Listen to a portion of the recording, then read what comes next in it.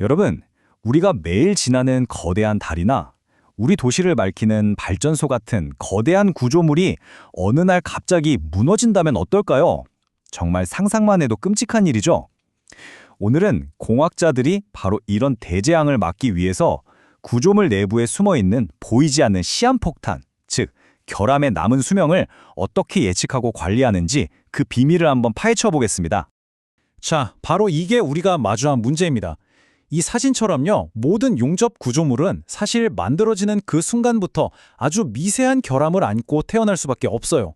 눈에 보이지도 않는 이 작은 흠집이 언젠가는 정말 치명적인 파괴로 이어질 수 있다는 거죠. 그래서 핵심은 뭐냐? 바로 이 균열의 미래를 내다보는 겁니다. 그래서 오늘 저희가 함께 따라가 볼 여정은 이렇습니다. 먼저 구조물이 왜 태생적으로 위험을 안고 있는지 그 근본적인 이유부터 살펴볼 거고요. 이어서 공학자들이 마치 명탐정처럼 4단계의 정밀한 과정을 통해 그 위험을 어떻게 진단하는지 하나하나 따라가 볼 겁니다. 그리고 상황별 맞춤 전략과 균열 추적 방법, 그리고 이 모든 노력의 최종 목표까지 차근차근 알아보도록 하죠. 자, 그럼 첫 번째 이야기부터 시작해 볼까요? 대체 구조물은 왜 만들어지는 그 순간부터 파괴의 위험을 안게 되는 걸까요? 그 근본적인 두 가지 이유를 지금부터 살펴보겠습니다. 모든 문제의 시작은 사실 피할 수 없는 데서부터 출발합니다. 왼쪽 그림처럼요, 뜨거운 열로 금속을 녹여붙이는 용접 과정에서 재료 내부에는 잔류응력이라는 눈에 보이지 않는 힘이 남게 됩니다. 일종의 내부 긴장 상태인 거죠. 이런 필연적인 결함에다가 오른쪽 그래프처럼 수십 년간 계속되는 진동이나 압력, 즉 피로나 부식 같은 스트레스가 계속 쌓이면 어떻게 될까요? 구조물의 건전성은 서서히 약해지다가 결국 한계에 도달하게 되는 겁니다. 그래서 현대 공학자들은 생각을 좀 바꿨습니다. 완벽하게 결함이 없는 구조물을 만들겠다. 이게 사실상 불가능하거든요. 그래서 손상 허용 설계라는 아주 현명한 철학을 받아들인 거죠. 이건 뭐냐면, 좋아, 결함이 있는 건 인정하자. 대신 그 결함이 위험한 수준으로 커지기 전에 우리가 미리 감시하고 관리해서 치명적인 파괴만은 막자라는 훨씬 더 현실적이고 안전한 접근 방식입니다. 그렇다면 이 보이지 않는 위험을 대체 어떻게 관리한다는 걸까요? 지금부터 공학자들이 마치 의사가 종합 건강검진을 하듯이 구조물의 건강 상태를 정밀하게 진단하는 아주 체계적인 4단계 프로세스를 소개해드리겠습니다. 이 4단계 들어보면 굉장히 논리적이에요. 먼저 구조물의 과거, 즉 살아온 이력을 샅샅이 조사하고요. 다음엔 첨단 장비로 몸속을 들여다봅니다. 그리고 나선 컴퓨터 시뮬레이션으로 가상의 힘겨루기를 시켜보고, 마지막으로 이 모든 정보를 종합해서 당신의 남은 수명은 이만큼입니다 하고 정확히 계산해내는 거죠. 1단계는요, 거의 역사학자나 프로파일러처럼 일하는 거예요. 설계도면부터 과거의 수리 기록, 그리고 운전 중에 어떤 힘을 얼마나 자주 받았는지 모든 데이터를 싹 다 수집합니다. 특히 이 그래프에 보이는 레인플로우 계수법이라는 건 불규칙하게 마구 쏟아지는 스트레스 데이터라는 흙탕물 속에서 구조물에 진짜 피로 손상을 주는 유효한 데이터, 즉 금가루만 정확하게 골라내는 아주 핵심적인 기술이라고 할 수 있습니다. 다음 2단계는 병원에서 CT나 초음파 검사를 하는 거랑 똑같다고 보시면 됩니다. 비파괴 검사, 말 그대로 구조물을 부수지 않고도 그 내부에 숨어있는 결함의 정확한 위치와 방향, 그리고 무엇보다 가장 중요한 초기 균열의 크기, 즉 A값을 소수점 단위까지 아주 정밀하게 측정해내는 겁니다. 범인을 특정하는 단계죠. 이제 3단계에서는 가상현실 속에서 한판 승부를 붙여보는 겁니다.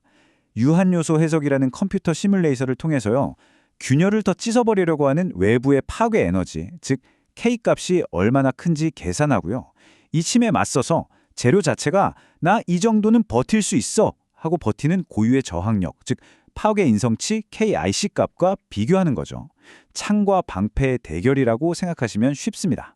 자, 이제 마지막 4단계입니다. 지금까지 모은 모든 퍼즐 조각을 맞추는 시간이죠. 2단계에서 알아낸 현재의 초기 균열 크기 AI가 3단계에서 계산한 한계점, 즉 파괴를 일으키는 임계 크기 AC까지 자라나는데 얼마나 많은 시간 혹은 얼마나 많은 반복적인 힘이 필요한지 N을 역으로 계산해내는 거예요. 이게 바로 우리가 알고 싶었던 구조물의 남은 수명, 즉 잔존 수명이 되는 겁니다. 그런데 여기서 중요한 게 있어요.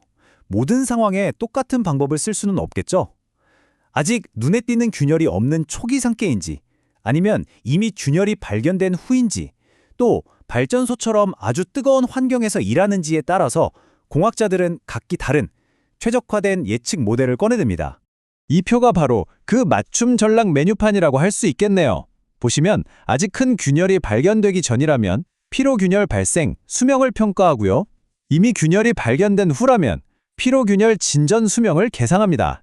그리고 만약 고온과 변동하는 힘을 동시에 받는 특수한 상황이라면 크리프, 피로 상호작용이라는 훨씬 복잡한 모델을 사용해야 하죠. 각각 사용하는 법칙과 평가 기준이 완전히 다릅니다. 좋습니다. 그럼 이제부터 금속 피로를 평가하는 가장 대표적인 두 가지 방법, 이 두 가지 선수에 대해서 조금 더 깊이 파고들어 보겠습니다. 첫 번째 방법은 마이너 법칙입니다. 이건 언제 쓰냐면요. 아직 눈에 보이는 균열이 생기기 전 단계에서 사용돼요. 다양한 크기의 스트레스가 가해질 때마다 재료 내부에 쌓이는 미세한 손상을 마치 돼지 저금통에 동전을 하나씩 모으듯이 차곡차곡 더해서 이 저금통이 꽉 차면, 즉 손상이 100%가 되면 균열이 처음으로 나타나겠구나 하고 예측하는 방법입니다. 마이너 법칙의 핵심 아이디어는 이 공식 하나로 설명이 끝납니다. 쉽게 말해서 재료의 전체 체력이 얼마나 달았나 계산하는 거예요.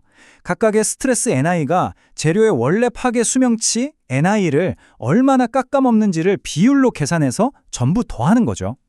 이 누적 손상도 D가 마침내 1이 되는 순간, 즉 100%가 되는 순간, 그때 비로소 눈에 보이는 균열이 시작된다고 예측하는 겁니다. 자, 그러다 드디어 균열이 눈에 보이기 시작했다. 그럼 이제 다음 선수가 등판합니다. 바로 페리스 법칙이죠.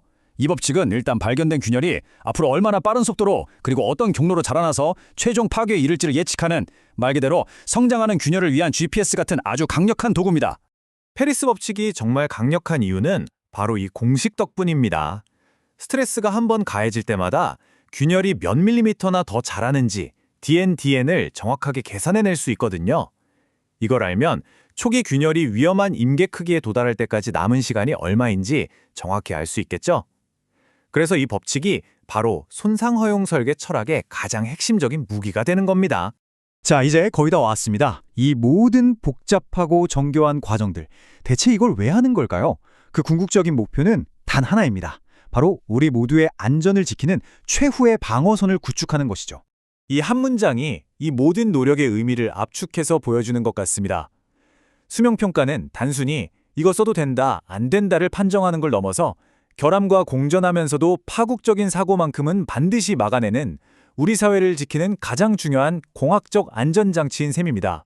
그리고 공학자들이 추구하는 가장 이상적인 상태, 궁극적인 목표가 바로 이 파단전 누설이라는 개념입니다. 이게 뭐냐면 구조물이 어느 날 갑자기 와르르 무너지는 게 아니라 파괴에 이르기 한참 전에 마치 낡은 수도관에서 물이 조금씩 새는 것처럼 미리 경고 신호를 보내주는 상태를 만드는 거예요. 덕분에 우리는 저기 문제 생겼다 하고 미리 발견하고 안전하게 대처할 황금 같은 시간을 볼 수 있는 거죠. 정말 대단하지 않나요? 눈에 보이지도 않는 아주 작은 균열의 미래를 예측해서 우리가 발딛고 사는 이 세상을 안전하게 지탱하고 있다는 거잖아요. 자, 그렇다면 우리의 안전을 위해 공학자들은 또 어떤 보이지 않는 위협들과 싸우고 있을까요? 오늘 이야기가 여러분의 호기심에 작은 불씨가 되었으면 좋겠습니다.